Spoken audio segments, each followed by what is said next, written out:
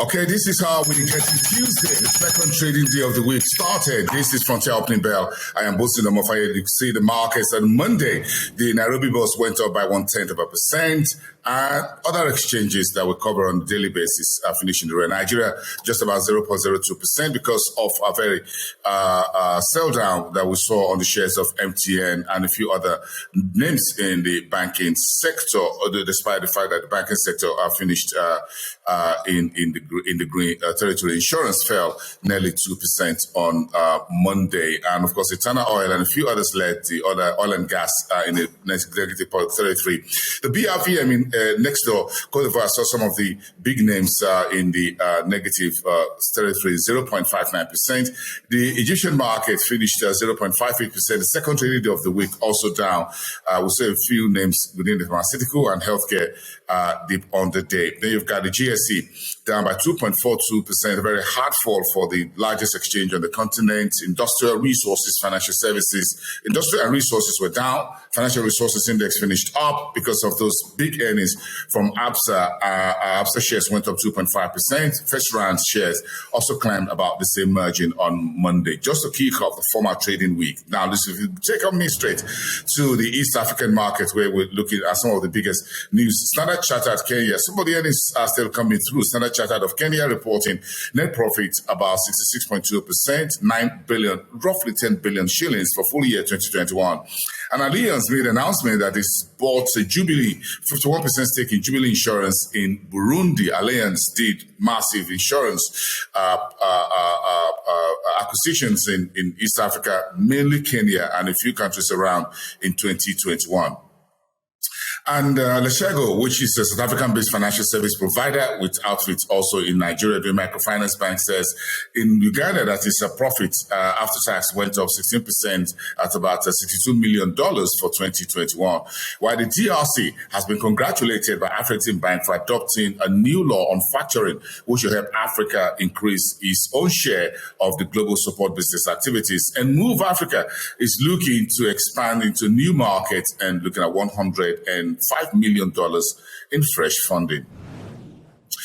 Nigeria yesterday saw a few announcements from the FCCPC, which is the Federal Competition and Consumer Protection, as well as NITDA and the ICPC, which is an anti-graft agency, going after those who are doing illegal money lending activities.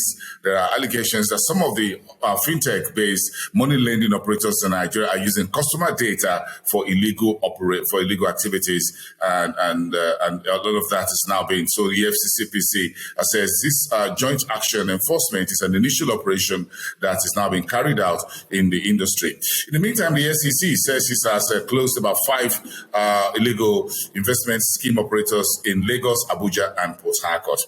United Capital has been commercial paper has been admitted.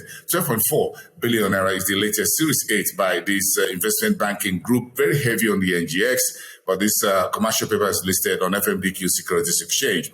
In the meantime, yesterday, the 3-day conference started on banking supervision, being co-hosted by the Central Bank of Ghana and the Bank of England. That's called the Africa Regional Workshop. And Ghana's green bond exchange is expected to take off. $2 million is what is being looked at by the month of July to enable this green exchange set up a virtual platform that will allow companies and financial services industry to take advantage, and other issues take advantage of a green bond window. The FMDQ in Nigeria did a similar window, a platform for green bond, which was floated a couple of months ago. Okay, come with me to Southern Africa, where earnings also is still making the headlines as we step into the final 2 weeks or so of the month of March and wrapping up the first quarter of the year. Absa Group shares up by 2.5% on Monday on the back of that strong full year 2021 earnings. Absa shares went up 4% in the morning, finished up about 2.5 on the JSE. Headline earnings per share, 2,147 cents. And of course, we saw return on equity up around 14% for this big financial services group. And Comair, which is a domestic airline operator in South Africa, has been grounded indefinitely. The initial regulatory action on safety issues with the airline was to ground it for a couple of days now. The grounding is now indefinite until certain safety measures are complied with by Comair. And Canadian miner Ivanhoe says his boss stake in Renogen for 200 million rand. That's roughly $10 million. The announcement came over the weekend into the start of the week. And Air Zimbabwe is looking to rejoin IATA, which is the global body for all travel, all the airlines in the world over the next 3 months. Congratulations, bringing the Air Zimbabwe. I'll keep it in the air and let it join the global space.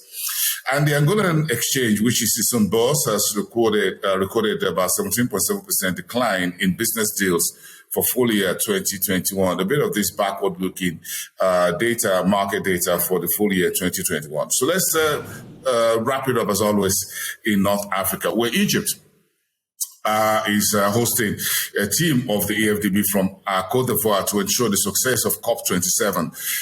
Egypt will be is going to be the first African country to host this very high-profile climate change, conversation. Is going to be an intensive 1 week, and Egypt is getting ready. In the meantime, Egypt says its financial cooperation with the ITFC was about $13.8 billion in 2020, as at February 2022. That's just giving everyone a backward-looking information as to where that relationship stands. Last week, also, Egypt also reported the size of its financial cooperation with the Kingdom of Saudi Arabia. And Egypt's remittances grew about 6.4% last year, one of the strongest on the continent, nearly $32 billion. And CFG Bank in Morocco listed on the Casablanca Exchange reporting net banking income about 400 million dinars, up 40% for full year 2021, while its initial inflation data came up slightly to about 6.7% from 6.6% previous. Today, at about 11 o'clock Nigerian time, the Statistics Office will release the country's inflation for the month of February. Keep that in mind. We'll give you the details, all of that on the show tomorrow when we return. Today is Saturday. Trading day, the second day of the week is of February the 15th. I am boasting on fire. Have a great day, everyone. And please remember to watch this show as well as other shows online on our YouTube at Frontier Africa Reports. And you can, of course, also go on www.frontierafricareports.com for our website. On social media, find us on Twitter, on LinkedIn, on YouTube, as well as Instagram. Thank you so much, everyone. Have a great day.